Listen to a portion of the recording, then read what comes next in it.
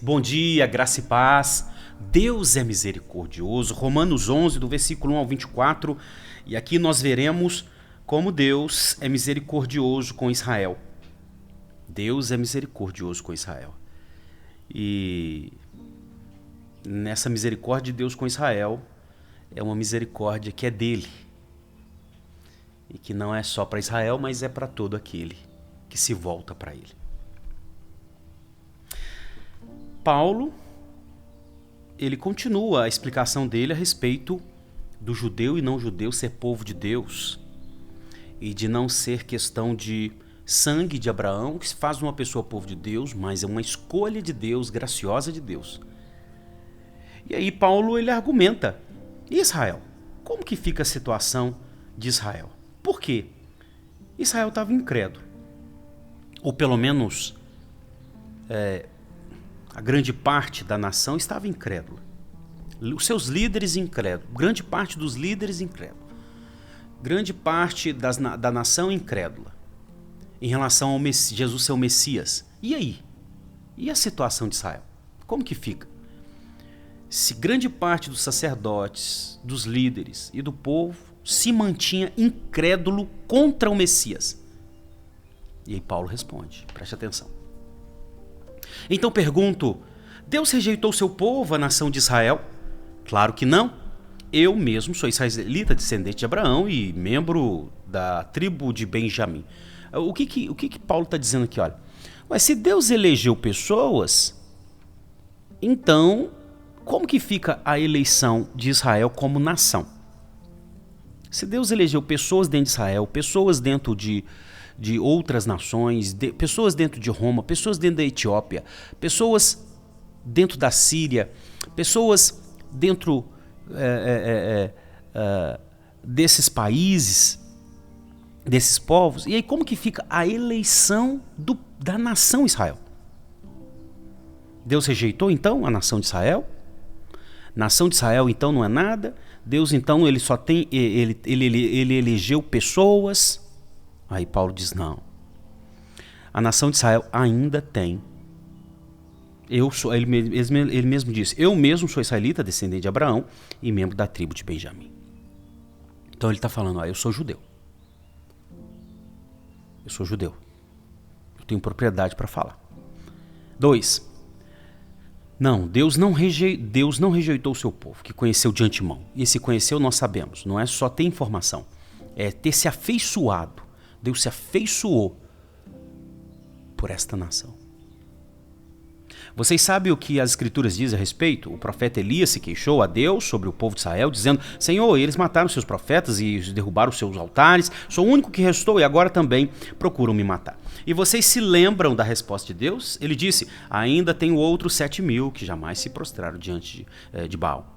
O mesmo acontece hoje, versículo 5. Pois uns poucos do povo de Israel permaneceram fiel, escolhidos pela graça de Deus.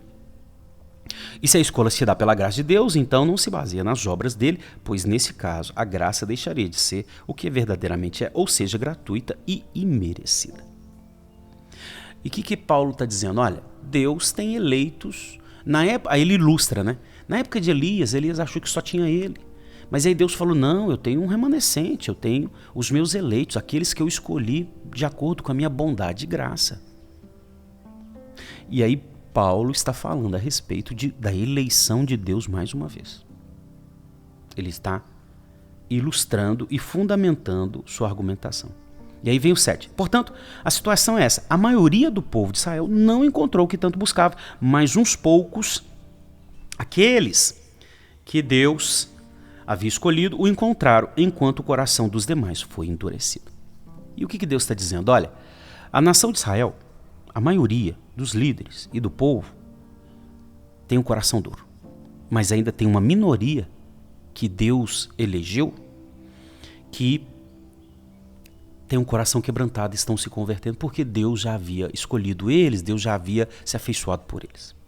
Mas ainda tem uma maioria incrédula. E é essa maioria incrédula, não é, que mostra que Israel, em sua maioria, caiu. E aí vem o 8. caiu em incredulidade contra o Messias. Aí vem 8. Como diz a Escritura, aí ele vai fundamentar de novo que esse negócio de Israel, maioria de Israel ter ficado incrédula, a maioria de Israel ter ficado incrédula, estava dentro do plano de Deus. Gente, Deus decidiu que essa incredulidade de Israel, esse pecado, ele decidiu que esse pecado se manifestasse.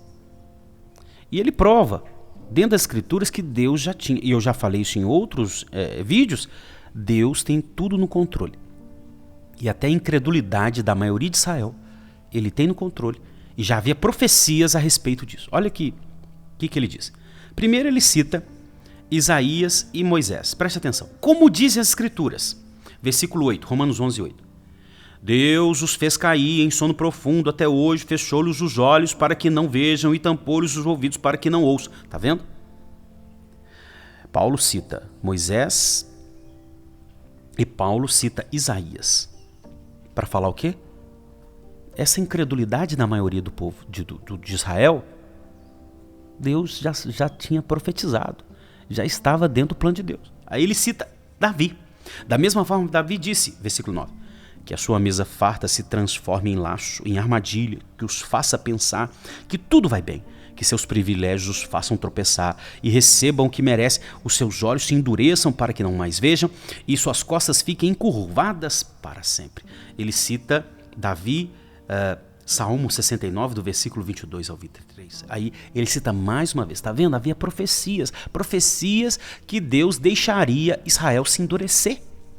Deus permitiria a feiura da incredulidade de Israel acontecer. Ele deixaria com que a maioria do Israel, dos líderes e do povo, ficassem contra o Messias e descrentes em relação ao Messias. Aí vem Romanos 11, 11. Por acaso o povo de Deus tropeçou e caiu sem possibilidade de levantar? Ou seja, Israel, em sua maioria, caiu para não levantar mais? Aí ele responde, claro que não. Foram desobedientes e por isso Deus tornou a salvação acessível aos gentios, para que o seu próprio povo sentisse ciúme. Se os gentios fossem enriquecidos porque os israelitas fracassaram ao rejeitar a salvação que Deus lhes oferece, imagine como será a maior bênção para o povo quando Israel for plenamente restaurado. E olha que lindo o que Paulo está dizendo. Ele está dizendo assim, olha, preste atenção. A gente recebeu bênção quando a maioria de Israel foi incrédulo. Agora, você imagina quando a maioria de Israel for restaurada? Se a gente recebeu bênção quando a maioria de Israel se tornou incrédulo em relação ao Messias, você consegue imaginar como que vai ser bênção quando a maioria de Israel crê no Messias? Olha que legal. For restaurado? 11, Romanos 11, 13. Dirijo-me especialmente a vocês, gentios. Aí, olha, preste atenção. Tá lembrado da introdução? Naquela igreja, os gentios crentes e os judeus crentes estavam brigando por causa dessas questões culturais. Judeu e não judeu estavam brigando. E agora, Paulo ministra uma exortação aos irmãos crentes não judeus. Ele diz assim, olha, eu me dirijo a vocês, não judeus. E uma vez fui designado apóstolos dos não judeus.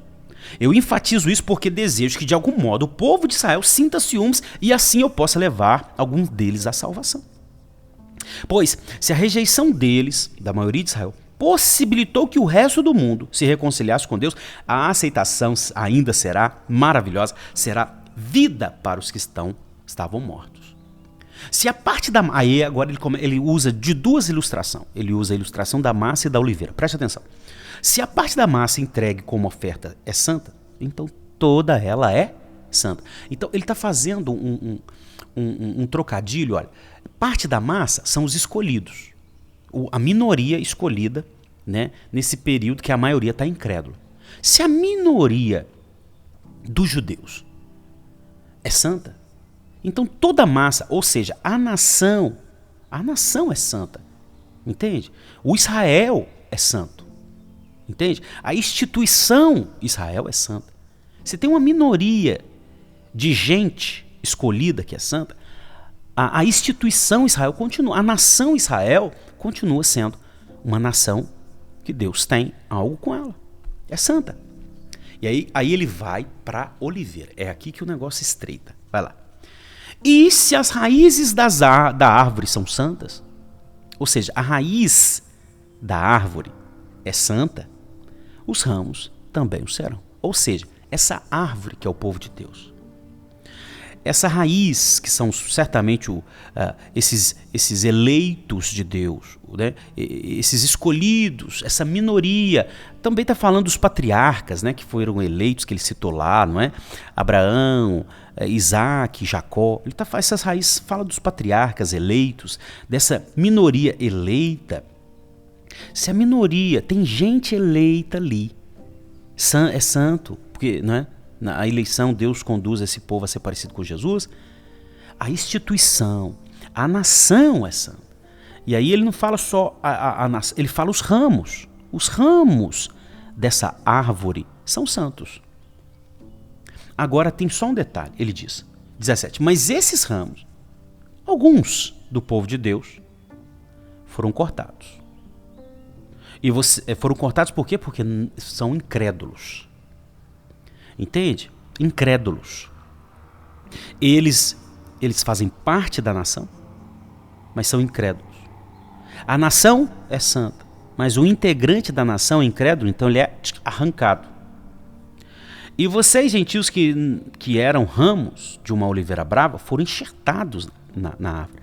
Então vocês, pessoas de outros povos, foram enxertados porque alguns ramos incrédulos foram arrancados.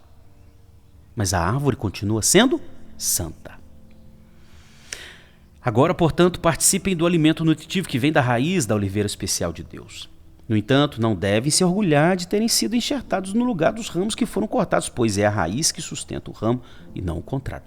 Então, vocês foram colocados, mas vocês foram colocados nessa árvore que é santa, que tem raiz santa, que é o povo de Deus. 19. Talvez digam, esses ramos foram cortados para abrir espaço para nós. Alguns não-judeus vão dizer, esses judeus incrédulos foram cortados para a gente entrar. Aí Paulo diz, é verdade, mas lembrem-se de que esses ramos foram cortados porque não creram e vocês estão ali porque creem. Portanto, não se orgulhem, mas temam o que poderia acontecer. Pois se Deus não poupou os ramos naturais, também não poupará vocês. Observem como Deus, ao mesmo tempo, é bondoso e severo. É severo com os que desobedecem, mas é bondoso com os que, desde que continuem a confiar na sua bondade. Mas se deixarem de confiar, também serão cortados. A incredulidade faz com que uma pessoa não seja povo de Deus. Não seja povo. Pode ter o nome, né? Eu sou da igreja. Eu sou de Israel. Eu tenho um nome. Mas a questão é a fé. A fé que de fato é a fé em Jesus. Tá? E aí, e se o povo de Israel abandonar sua incredulidade, será enxertado novamente. Pois Deus tem poder para enxertá-los de volta na árvore. Oh, glória a Deus. Se o povo de Israel abandonar sua credulidade. Você está entendendo? Essa maioria do povo, como ele mesmo já disse, a maioria do povo, que é uma minoria que crê, uns gatos pingados, uma minoria, mas se a maioria, e essa maioria significa que, então, toda uma nação crê. Né? 24, se essa maioria se converter, claro. 24, vocês eram, por natureza, o ramo cortado de uma oliveira brava. Portanto, se Deus se mostrou disposto a fazer algo contrário à natureza, ao enxertá-los em sua árvore cultivada, estará ainda mais disposto a enxertar os ramos naturais de volta na árvore da qual eles fazem parte. Ou seja, esses judeus, essa maioria de judeus que ainda se mantém incrédulo, se essa maioria se converter, crer no Messias, elas são colocadas, essa maioria dos judeus é colocada na árvore, nesse povo de Deus, formada de judeus e de não-judeus, de vários outros povos. O que a gente percebe aqui? Percebemos a misericórdia de Deus com Israel. A Israel ainda continua sendo uma nação eleita de Deus, no sentido de Deus ter algo com a nação, não é?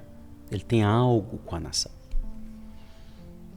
Uma minoria da gente de Israel, escolhida, é o remanescente. Mas haverá um dia que essa nação, que Deus tem algo com ela, vai ter um dia que a maioria dessa gente vai crer no Messias. Vai ter esse dia. Não é? E esse dia vai ser lindo. E Deus prova sua misericórdia, recebendo essa maioria dos judeus que um dia há de se converter. Eu acredito que depois dessa explicação vale oremos por Israel. Vamos orar? Senhor, o Israel foi um povo que o Senhor elegeu como povo. E o Senhor tinha gente nesse povo escolhida. Povo como uma instituição, a nação de Israel, a nação. Mas dentro dessa nação tinha gente que cria, tinha gente que não cria. E os crentes eram que foram e são salvos, crentes dentro de Israel. Mas aconteceu que uma maioria decidiu estar descrente em relação ao Messias. Mas o Senhor ainda garante uma minoria lá dentro, escolhida. Mas haverá um dia que isso vai mudar. Não vai ser mais minoria, vai ser a maioria do Israel. A gente quer muito esse dia, Senhor. Converte os judeus ao Messias. Converte, Senhor. Converte. Todos os outros povos clamam, converte os judeus. E faça com que sejam a maioria, Senhor.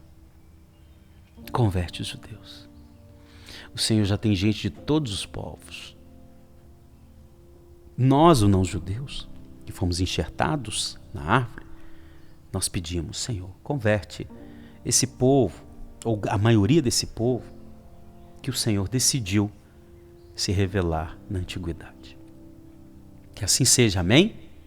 E amém. Amém? Deus abençoe, deixa o joinha para a gente aumentar o alcance dessa plataforma. Nos comentários, deixe seu pedido de oração, sua pergunta, tá bom? Compartilhe com quem você ama, se inscreva se for a primeira vez. Graça e paz.